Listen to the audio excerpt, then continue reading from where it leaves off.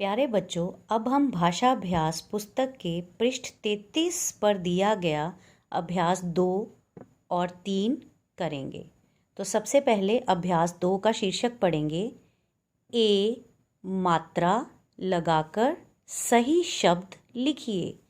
तो बच्चों, यहाँ पर हमें कुछ अधूरे शब्द दिए गए हैं और हमें उन अधूरे शब्दों में से सही व्यंजन पर ए की मात्रा लगाकर शब्द बनाना है और उस शब्द को इसके सामने लिखना है। उदाहरण के तौर पर यहाँ पर जो अधूरा शब्द दिया गया है वह है रथ। तो व्यंजन र के ऊपर जब हम ए मात्रा लगाएंगे तो बन जाएगा रेत। अगला शब्द देखिए खल।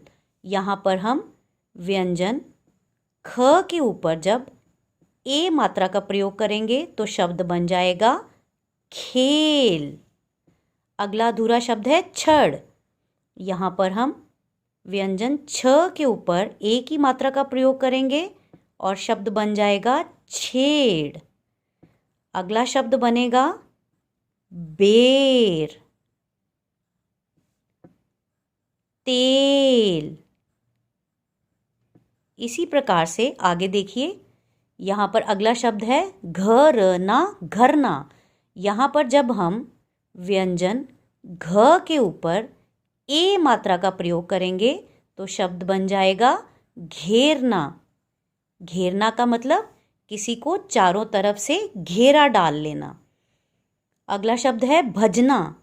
भजना में जब हम व्यंजन ब के ऊपर ए मात्रा का प्रयोग करते हैं तो शब्द बन जाता है भेजना।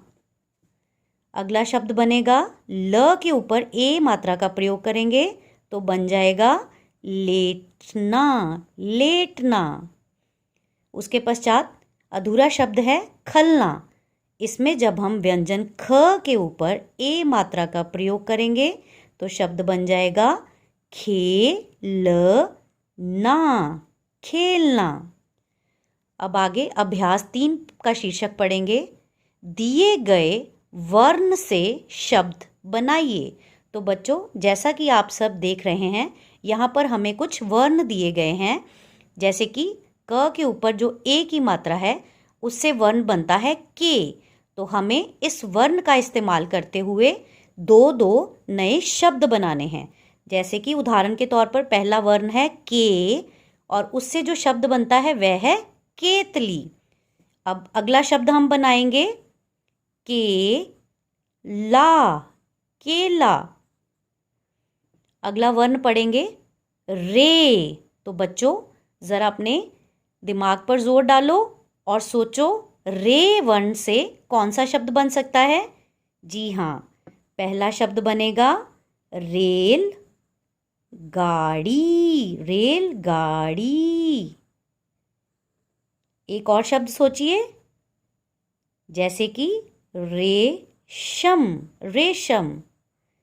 बच्चों, आप इन वर्णों से अपने अनुसार भी शब्द लिख सकते हैं। जैसे आप रे से रेत भी लिख सकते हैं और अगर आपको कोई और शब्द आता है तो आप वो भी लिख सकते हैं। अगला वर्ण है मे। मे से शब्द बनता है मेरठ। मेरठ एक शहर का नाम है। मेरा।